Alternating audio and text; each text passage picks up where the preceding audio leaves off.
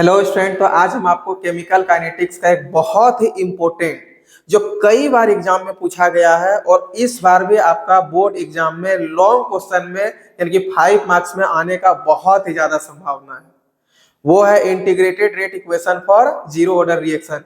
सभी बोर्ड के बच्चों के लिए बहुत ही ज्यादा इंपॉर्टेंट है, वो चाहे जैक, बिहार से बीएससी, सारे बोर्ड के बच्चों के लिए integrated rate equation for first order reaction. Zero order reaction तो हम आपको पिछले क्लास से बता दिए थे, आज बाबू आपको हम बताने वाले हैं फर्स्ट ऑर्डर रिएक्शन, ठीक है, जो बहुत ही ज्यादा इंपॉर्टेंट है। तो आप इस चीज को अच्छे से समझिए और केवल आप 10 से 15 मिनट वेट कीजिए, इसमें अभी आपका पूरा 5 मार्क्स आज कंफर्म होने वाला है।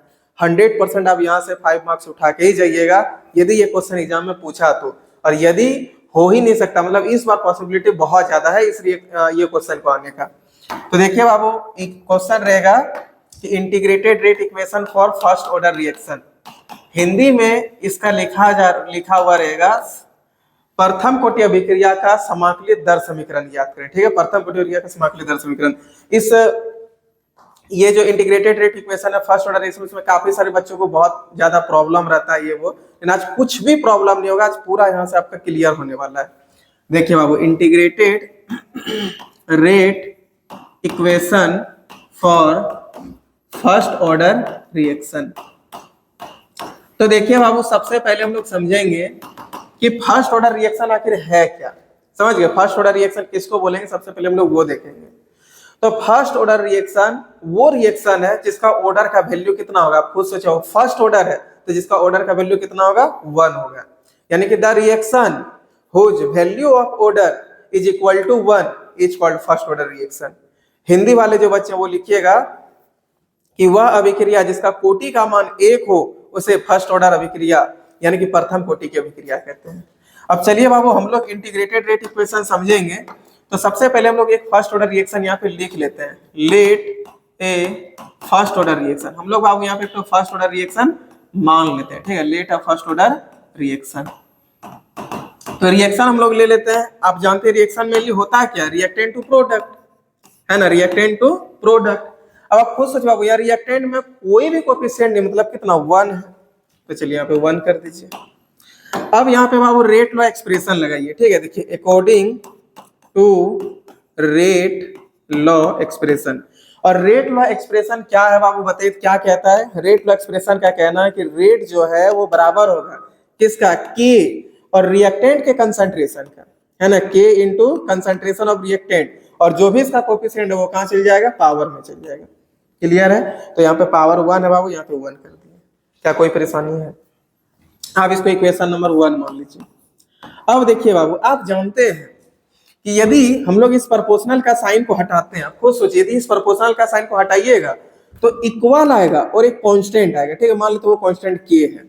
ये कब आएगा, जब इस प्रोपोर्शनल का साइन को आप हटा दीजिएगा। तो आप सोचिए बाबू, जब इस प्रोपोर्शनल के साइन के जगह पे हम लोग ये दोनों चीज लिख सकते हैं, तो क्या इस दोनों के जगह पे ये प्रोपोर्शनल का साइन लिख सकते हैं कि नहीं, आराम से लिख सकते हैं। तो चलिए वही चीज यहाँ पे हम लोग करेंगे, ये इक्वल टू के को हटाइए, तब यहाँ पे क्या आ जाएगा, rate is directly proportional to concentration of r. एक बहुत ही इंपॉर्टेंट पॉइंट आप यहाँ से समझे बाबू, वो क्या है कि प्रथम कोटि की अभिक्रिया का जो दर है वो अभिकारक के सांद्रण के क्या होता है, समानुपाती होता है ना। ये कौन सा अभिक्रिया था बताइए, तो प्रथम कोटि की अभिक्रिया यानी कि फर्स्ट ऑर्डर रिएक्शन था, और फर्स्ट ऑर्डर रिएक्शन का जो रेट होता है वो रिएक्टेंट के कंसंट्रेशन के क्या होता है, डायरेक्टली प्रोपोर्शनल होता है। तो इसको भी लिख लीजिएगा, हिंदी वाले बच्चे लिखिएगा कि प्रथम कोटि की अभिक्रिया की दर अभिकारक के सांद्रण के समानुपाती होता है। और इंग्लिश मीडियम वाले बच्चे लिखे बाबू फर्स्ट ऑर्डर रिएक्शन, ठीक है, rate of first order reaction is directly proportional to concentration of reactant, यानी कि प्रथम फर्स्ट ऑर्डर रिएक्शन का जो रेट होगा वो रिएक्टेंट के कंसंट्रेशन के क्या होगा, डायरेक्टली प्रोपोर्शनल होगा। ये ऑब्जेक्टिव आ सकता है, इसको ध्यान में रखिएगा। अब बाबू आप जानते हैं एक और रेट का फॉर्मूला, वी नो दैट, जैसा कि हम लोग जानते हैं, क्या जानते हैं, रेट इक्वल टू एक फॉर्मूला होता है minus D concentration of are by डी2। इसको कर लीजिए इक्वेशन नंबर 2, ठीक है, इसको कर लीजिए इक्वेशन नंबर 2। अब यदि आप ध्यान दे बाबू, इक्वेशन 1 और 2 में एलएचएस साइड दोनों का इक्वल है, इधर भी रेट है इधर भी रेट है, दोनों का एलएचएस साइड इक्वल है। अब तब जब दोनों का एलएचएस साइड इक्वल है तो दोनों का आरएचएस साइड भी क्या होगा, इक्वल होगा। बस उसी चीज को यहाँ पे लिखिए। From equation 1 and 2 we gate.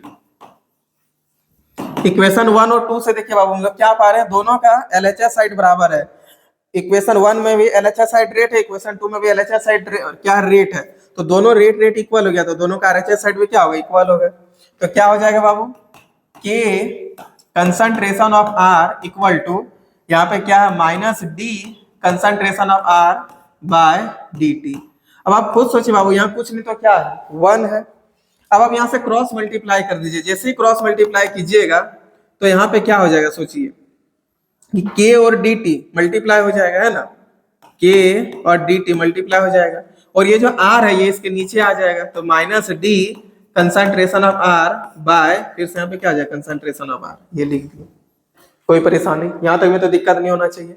अब देखिए बाबू, आप दोनों तरफ कर दीजिए माइनस से मल्टीप्लाई, तो यहाँ पे क्या हो जाएगा, minus k d t equal to d concentration of are by concentration of r. जब ये दोनों इक्वल है बाबू, तो हम लोग कहीं किसी को लिख सकते हैं, इसको इधर और इसको इधर लिख सकते हैं। अब इसी चीज को लिख सकते हैं, d concentration of are by concentration of are equal to minus k d t, है ना। यहां तक में तो आपको कोई परेशानी नहीं होना चाहिए। अब बाबू दोनों तरफ कर दीजिए इंटीग्रेशन, ठीक है, यहाँ पे लिखिए on integrating both side, on integrating both side, दोनों तरफ हम लोग करेंगे इसका इंटीग्रेशन। तो जैसे आप दोनों तरफ इंटीग्रेशन करते हैं बाबू, तो देखिए क्या हो जाएगा, integration d concentration of are by concentration of are equal to integration of minus k d t. अब आप देखिए बाबू, इंटीग्रेशन का यहाँ पे दो छोटा छोटा फॉर्मूला, आप उसको समझ लीजिए, आपको दिक्कत नहीं होगा। देखिए सबसे पहला फॉर्मूला ये है बाबू कि integration of d x by x यदि हो, इसका फॉर्मूला होता है एल एन एक्स। क्या होता है, एल एन एक्स, ठीक है, एल एन एक्स होता है। एक और फॉर्मूला समझ लीजिए, यदि इंटीग्रेशन के अंदर, ठीक है, ये जो इंटीग्रेशन इसके अंदर यदि के डी एक्स ऐसा कुछ हो, मतलब कोई कांस्टेंट हो, तो उस कांस्टेंट को बाहर कर दीजिएगा, ठीक है, के फिर इंटीग्रेशन ऑफ डी एक्स हो जाएगा। और डी एक्स का इंटीग्रेशन आप जानते हैं बाबू क्या होता है, तो एक्स होता है, तो हो जाएगा यहाँ पे के एक्स प्लस सी, यहाँ पे भी क्या हो जाएगा, प्लस सी, क्योंकि देखिए यहाँ पे कोई लिमिट नहीं लगा हुआ, इसलिए प्लस सी करना, कांस्टेंट एक लगता है, ठीक है, क्योंकि इंडेफिनिट इंटीग्रेशन है। यही डेफिनिट इंटीग्रेशन होता तो फिर हम लोग यहाँ पे कांस्टेंट नहीं देते, ठीक है, तो हम लोग कांस्टेंट नहीं देते। अब एक और चीज समझिएगा बाबू कि एल एन एक्स जो होता है ना, ये इक्वल होता है, मतलब नेचुरल लॉग जो है वो कॉमन लॉग के इक्वल होता है, लेकिन 2.303 लॉग एक्स के इक्वल होगा, ठीक है। एल एन एक्स कितना के इक्वल होगा, 2.303 लॉग एक्स के। कोई परेशानी बाबू, एकदम क्लियर है। तो ये तीन फॉर्मूला के इसमें यूज होगा। एक और छोटा सा फॉर्मूला इसमें देख लीजिए, देखिए बाबू, log M minus log N यदि कहीं रहेगा तो आप इसके जगह पे लॉग एम बाय एन लिखिए, ठीक है। यही 3-4 फॉर्मूला का यूज होने वाला फर्स्ट ऑर्डर रिएक्शन में। देखिए यहां तक हो गया बाबू, आप खुद सोचिए, ये इंटीग्रेशन डी, इसको एक्स मान लीजिए, डी एक्स बाय एक्स है ना, integration d x by x, तो क्या होता है, एल एन एक्स होता है। क्या होता है, एल एन एक्स होता है ना, एल एन एक्स होता है। और फिर आप यहाँ ध्यान दीजिए बाबू, इंटीग्रेशन के डी टी है, तो के एक कांस्टेंट हो गया, इसको बाहर कर दिया, अंदर सिर्फ dt रह जाएगा, dt का इंटीग्रेशन सिर्फ t हो जाएगा। तो चलिए इसको यहाँ से लिखिए, क्या हो जाएगा, देखिए तो integration d concentration r by r था, तो इसका हो जाएगा L N concentration of r equal to k को बाहर कर दिए बाबू, अंदर सिर्फ dt बचा। तो अब देखिए यहाँ से क्या हो जाएगा, L N concentration of r equal to minus k और dt का इंटीग्रेशन t और फिर प्लस c हो जाएगा। होगा या नहीं होगा बताइए, तो प्लस सी हो गया। अब आप सोचिए बाबू, ये हो गया इक्वेशन 1, ये हो गया इक्वेशन 2, इसको हम लोग मान लीजिए इक्वेशन नंबर 3। क्या कर दीजिए इसको, इक्वेशन नंबर 3। अब आप सोचिए बाबू कि आपके पास एक कटोरा है, ठीक है, और उसमें 10 पीस मिठाई है। कितना है, 10 पीस मिठाई। जैसे मान लीजिए कटोरा है, एक बॉल है यानी कि कटोरा है, और इसमें 10 पीस क्या है, मिठाई है। 1 2 3 4 5 6 7 8 9 10 आपको हम खाने दिए, लेकिन आपका दोनों हाथ ऐसे पीछे करके बांध दिए, पैर में मुंह में आपका टेप साट दिया और दोनों पैर भी बांध दिए और बोले खाओ। तो बताइए बाबू, खाने का समय कितना लगा, अब बोले सर खावे को नहीं के तो समय कहाँ से खाने का हुआ, तो खाने का समय 0 हो गया, खाने का तो कोई टाइम ही नहीं लगा, खा ही नहीं पाए, नहीं खाए तो टाइम कहाँ से। तो अब आप बताइए बाबू, जब खाने का समय 0 लगा तो 0 समय यदि खाने में लगेगा तो 0 समय के बाद, है ना, 0 समय के बाद रसगुल्ला का संख्या कितना होगा। पहले 10 था तो बाद में भी 10 ही रह जाएगा, है ना, पहले 10 था तो बाद में भी क्या हो जाएगा, 10 ही रह जाएगा। इसका मतलब यदि रसगुल्ला का संख्या पहले 10 था, यानी कि रसगुल्ला का कंसंट्रेशन यदि 10 था तो 0 समय के बाद रसगुल्ला का कंसंट्रेशन भी 10 ही रहा, यानी कि इनिशियल में, प्रारंभ में जितना था, बाद में 0 समय लगने के बाद भी उतना ही रहा। तो आप क्या समझे कि यदि 0 समय लगेगा, 0 समय में रिएक्शन हुआ ही नहीं है, और 0 समय में जब कोई रिएक्शन हुआ ही नहीं है बाबू, है ना, जब 0 समय लगा तो रिएक्शन हुआ ही नहीं, और जब रिएक्शन नहीं हुआ तो बताइए आपका जो भी बचेगा उधर, जो भी आपका रिएक्टेंट है, उस रिएक्टेंट का कंसंट्रेशन 0 समय के बाद क्या हो जाएगा, बराबर ही रह जाएगा, है ना। 0 समय के बाद जितना रिएक्टेंट का इनिशियल कंसंट्रेशन था उतना भी 0 समय के बाद भी उतना ही कंसंट्रेशन रहेगा। मतलब कि जैसे यहाँ 10 रसगुल्ला था, आपको खाने का समय 0 लगा, तो अभी इसमें कोई भी चेंजेस नहीं होगा। 0 समय के बाद जो है सो अभी यहाँ पे जो रिएक्टेंट का कंसंट्रेशन होगा वो उतना ही रहेगा जितना पहले था, पहले 10 था तो अभी भी 10 ही रहेगा, है ना, इनिशियल कंसंट्रेशन के ही बराबर हो जाएगा। बस वही चीज है बाबू, मतलब फाइनली आपको ये समझना है कि यदि किसी रिएक्शन को होने में 0 समय लगा है, 0 समय का मतलब हुआ कि उसमें कोई समय ही नहीं लगा है कि नहीं। यदि 0 समय में आप किसी रिएक्शन को देख रहे हैं तो उसमें जो रिएक्टेंट का कंसंट्रेशन होगा वो इनिशियल कंसंट्रेशन, यानी कि उस रिएक्टेंट का जितना पहले कंसंट्रेशन था बाद में भी उतना ही रहेगा। क्लियर है। तो वही चीज हम लोग यहाँ पे लिख रहे हैं बाबू, एट t इक्वल टू 0, यदि टाइम 0 है, ठीक है, यदि समय 0 है, देन तब बताइए, तब, या फिर व्हेन लिख दीजिए, ठीक है, व्हेन टाइम इक्वल टू 0, यानी कि जब टाइम 0 होगा। देखिए बाबू, व्हेन टाइम इक्वल टू 0, जब टाइम का वैल्यू 0 होगा, देन तब कंसंट्रेशन ऑफ आर, यानी कि जो रिएक्टेंट का कंसंट्रेशन होगा वो कितना के बराबर हो जाएगा, जो पहले था उतने के बराबर, यानी कि इनिशियल कंसंट्रेशन, इनिशियल कंसंट्रेशन के बराबर। इनिशियल कंसंट्रेशन को ही आर नोट से डिनोट किया जाता है। क्या चीज से डिनोट किया था बाबू, आर नोट से डिनोट किया जाता है।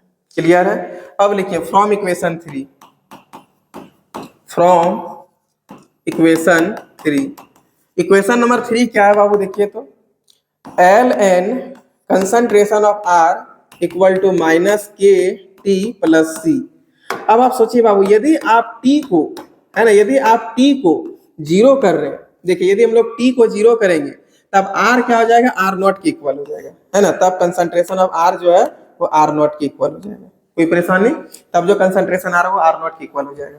तो अब देखिए यहाँ पे क्या हो जाएगा, L N concentration of are naught equal to minus K into 0 plus C. तो यहां से बाबू सी का वैल्यू निकल गया L N concentration of are not, है ना, ये हम लोग के पास सी का वैल्यू आ गया। अगेन इक्वेशन नंबर 3, फिर से यहाँ पे इक्वेशन नंबर 3 को लिखिए बाबू, अगेन इक्वेशन 3, फिर से यदि हम लोग इक्वेशन नंबर 3 को देखें तो देखिए क्या है, l N concentration of are equal to minus के टी प्लस सी। अब बाबू देखिए ये सी का वैल्यू को इक्वेशन नंबर 3 में रख दीजिए, ठीक है, और सी का वैल्यू क्या आ गया, एल एन आर नॉट आ गया। तो लिखिए L N concentration of are equal to minus के टी प्लस, देखिए सी का वैल्यू क्या, एल एन आर नॉट है, तो लिख दीजिए एल एन आर नॉट। अब आप देखिए बाबू इस माइनस के टी को इधर भेज दीजिए, ठीक है, इक्वल के इधर ले आइए, तो माइनस के टी इधर आके क्या हो जाएगा, प्लस के टी हो जाएगा, के टी इक्वल टू, इसको उधर कर दीजिए तो क्या हो जाएगा, L N concentration of are not minus l N concentration of r. कोई परेशानी। अब देखिए बाबू हम आपको बोले थे कि एल एन जो है इसको चेंज कीजिए कॉमन वाला लॉग में, यानी कि एल ओ जी वाला में, तो ये कितना की इक्वल हो जाएगा, खुद सोचिए तो, के टी इक्वल टू, इसको चेंज करेंगे तो 2.303 लॉग हो जाएगा। यहाँ पे क्या कंसंट्रेशन ऑफ आर नॉट है, लिख दीजिए, फिर माइनस, इसको भी चेंज कीजिए, क्या आ जाएगा 2.303 लॉग, और यहाँ पे भी क्या आ जाएगा कंसंट्रेशन ऑफ आर हो जाएगा। अब यदि आप ध्यान दें बाबू, यहाँ पे 2.303 और यहाँ पे 2.303 है, तो दोनों को कॉमन कर लीजिए, ठीक है, तब जो आपके पास बचेगा वो देखिए क्या होगा, के टी इक्वल टू 2.303, तो अंदर बाबू आपके पास सिर्फ यहाँ पे बचा लॉग, देखिए बाबू अंदर आपके पास यहाँ पे क्या बचा, log concentration of are not, है ना, देखिए जब इस 2.303 को बाहर कर दिया क्या बचा, लॉग कंसंट्रेशन ऑफ आर, है ना, log concentration of are nought, और फिर minus log concentration of r, लिख दीजिए यहाँ पे minus log concentration of r. अब यदि आप ध्यान दे बाबू, ये देखिए log M minus log n का फॉर्मूला में बन रहा है ना, log M minus log n का फॉर्मूला यहाँ पे लग रहा है, यहाँ लिखिए since log M minus log n equal to formula क्या होता है, लॉग एम बाय एन होता है। कोई परेशानी, लॉग एम बाय एन होता है। देखो बाबू log M minus log N, formula क्या हो गया, लॉग एम बाय एन, है ना, लॉग एम बाय एन। तो चलिए यहाँ पे लिखिए k t equal to 2.303 log m, m के जगह पे क्या हो जाएगा, concentration of are nought by n, n के जगह पे क्या बाबू, कंसंट्रेशन ऑफ आर। अब सोचिए बाबू हमको यहाँ से के निकालना है, ठीक है, तो के इक्वल टू क्या हो जाएगा, खुद सोच के देखिए, के इक्वल टू हो जाएगा 2.303 बाय टी, ये टी इसके नीचे हो जाएगा, फिर log concentration of are nought by concentration of r. अब बाबू यहाँ से t इक्वल टू यदि हम निकाले, t इक्वल टू, तो बताइए t इक्वल टू क्या हो जाएगा, ये k तब इसके नीचे हो जाएगा 2.303 by k log concentration of r naught by concentration of r, और इसी को कहते हैं बाबू integrated rate equation for first order reaction. यही था आपका, है ना, यही फर्स्ट ऑर्डर रिएक्शन का इंटीग्रेटेड रेट इक्वेशन है, इंटीग्रेटेड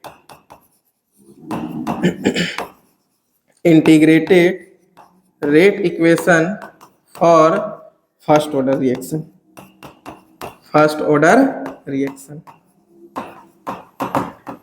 जहां पे बाबू के आपका क्या है, रेट कांस्टेंट है, टी आपका क्या टाइम है, और आर नॉट क्या है, इनिशियल कंसंट्रेशन ऑफ रिएक्टेंट है, और आर क्या, सॉरी आर क्या है आपका इनिशियल कंसंट्रेशन ऑफ रिएक्टेंट, और ये कंसंट्रेशन ऑफ आर क्या आ गया, फाइनल कंसंट्रेशन ऑफ रिएक्टेंट। ठीक है, बस ये लिख लीजिएगा। अब आप बताइए बाबू क्या आपको यहाँ पे में कोई परेशानी है, ये एक बार लिख दे क्या, चलिए इसको भी लिख देते हैं। ठीक है, देखिए वेयर के जो है बाबू ये हम लोग का क्या है, रेट कांस्टेंट है, रेट कांस्टेंट, टी हम लोग का क्या बाबू, time, concentration of are naught को क्या कहते हैं, इनिशियल कंसंट्रेशन, इनिशियल कंसंट्रेशन, और बाबू कंसंट्रेशन ऑफ आर को क्या बोलेंगे, final concentration of reactant, final concentration of reactant, है ना, फाइनल कंसंट्रेशन ऑफ रिएक्टेंट। ये तो अब बताइए बाबू क्या यहाँ तक में आपको कोई परेशानी है, कोई परेशानी नहीं होना चाहिए, लेकिन एक बार हम और रिपीट कर देते हैं। ठीक है, देखिए बाबू सबसे पहले हम लोग को जानना है कि इंटीग्रेटेड रेट इक्वेशन क्या है फर्स्ट ऑर्डर रिएक्शन का। तो सबसे पहले आप एक फर्स्ट ऑर्डर रिएक्शन मान लीजिए, लेट कर लीजिए। ठीक है, उसके बाद बाबू आप यहाँ पे लगा दीजिए रेट लॉ एक्सप्रेशन। तो रेट लॉ एक्सप्रेशन क्या कहता है, रेट जो है वो इक्वल टू होगा के, और जो भी रिएक्टेंट का कंसंट्रेशन है, ठीक है, जो भी रिएक्टेंट का मतलब यहाँ पे कंसंट्रेशन है वो कहाँ चल जाएगा, पावर में चल जाएगा, जो भी रिएक्टेंट का यहाँ पे कोफिशिएंट होगा वो कहाँ चल जाएगा, पावर में चल जाएगा। ठीक है, अब आप सोचिए बाबू इसको इक्वेशन नंबर 1 कर लिया। आप सोचिए यदि इक्वल टू के को हटाइएगा तो यहाँ पे क्या दे दीजिएगा, प्रोपोर्शनल दे दीजिएगा। यहाँ से हम लोग क्या समझे कि फर्स्ट ऑर्डर रिएक्शन का जो रेट है वो रिएक्टेंट के कंसंट्रेशन के डायरेक्टली प्रोपोर्शनल होता है। उसके बाद आप फिर से एक रेट का फॉर्मूला जानते हैं, rate equal to minus D concentration r by d t. यदि आप ध्यान दें इक्वेशन 1 और 2 में दोनों का आरएचएस साइड क्या सेम है, इसलिए दोनों का आरएचएस साइड को हम लोग यहाँ पे सेम कर दिए। इस के नीचे कुछ नहीं तो 1 था बाबू, क्रॉस मल्टीप्लाई किए तो ये आर यहाँ पे आ गया और ये dt को यहाँ भेज दिया, के dt इक्वल टू इतना हो गया। अब दोनों तरफ हम लोग कर दिए माइनस से मल्टीप्लाई, तो यहाँ प्लस है, प्लस माइनस, माइनस हो जाएगा, माइनस माइनस मिलकर प्लस हो जाएगा। ये दोनों इक्वल है, इसको इधर कहीं भी भेज दीजिए, तो इसको इधर कर दीजिए, इसको इधर कर दीजिए। ठीक है, फिर दोनों तरफ कर दिए हम लोग इंटीग्रेशन, ये d integration d x by x बना ना, integration of d x by x. और आप जानते हैं बाबू इंटीग्रेशन dx बाय x जो होता है इसका फॉर्मूला आता है ln x। क्या होता है, ln x होता है, वही यहाँ पे लिखे ln x। ठीक है, ln x की जगह पे कंसंट्रेशन ऑफ r था उसको लिख दिए, फिर माइनस k को बाहर कर दिए, फिर इंटीग्रेशन ऑफ dt, और dt का इंटीग्रेशन t होगा। अब बाबू ये कांस्टेंट लगाना है, तो यहाँ पे हम लोग प्लस c कर दिए क्योंकि इंडेफिनिट इंटीग्रेशन है। उसके बाद बाबू जब टाइम 0 होगा तब रिएक्टेंट का कंसंट्रेशन किसके बराबर हो जाता है, इनिशियल कंसंट्रेशन के बराबर। देखिए when time equal to 0 then concentration of reactant equal to क्या जाएगा, इनिशियल कंसंट्रेशन, जिसको हम लोग R नॉट कहते हैं। ठीक है, बस वही चीज लिखिए, इक्वेशन नंबर 3 को लिख दिए, T को हम लोग 0 कर दिए, तो कंसंट्रेशन ऑफ R जो R नॉट के इक्वल हो गया। 0 करते ही C का वैल्यू निकल गया ln R नॉट। फिर से इक्वेशन नंबर 3 को यहाँ पे लिखे और c के जगह पे c का वैल्यू पुट कर दिए। अब आप इस माइनस के टी को इधर भेज दिए, प्लस के टी हो गया, इसको उठा के इधर भेज दीजिए, ये हो गया। यहाँ से ln आप जानते हैं 2.303 लॉग के इक्वल होता है, वो लिखे। यहाँ से 2.303 लॉग को आप कॉमन कर लीजिए, सॉरी 2.303 को कॉमन कर लीजिए, तो log concentration of are not minus log concentration of R हो जाएगा। ये बाबू इस फॉर्मूला में मैच कर रहा है, log M minus log n, log m by n. यहाँ पे लिख दिए, एम के जगह पे आर नॉट था, एन के जगह पे आर था, इसको लिखे। अब यहाँ से के निकालिए तो टी इसके नीचे, टी निकालिए तो के इसके नीचे, और इसी को कहते हैं integrated rate equation for first order reaction. हमको तो लगता है आपको पूरा याद हो गया होगा ना, एक दो बार और इसको अच्छे से रिवीजन कर लीजिए बाबू, क्योंकि बहुत ही इंपॉर्टेंट है आपके बोर्ड एग्जाम को देखते हुए। तो चलिए, आज integrated rate equation for first order reaction हुआ, जो कि लॉन्ग क्वेश्चन में आएगा 5 मार्क्स में। फिर हम आपको और भी 5 मार्क्स का ऑर्गेनिक का क्वेश्चन नेक्स्ट वीडियो में बताएंगे, नेक्स्ट क्लास में बताएंगे। तो तब तक आप खूब अच्छे से पढ़िए, मेहनत कीजिए। तब तक के लिए बाय बाय।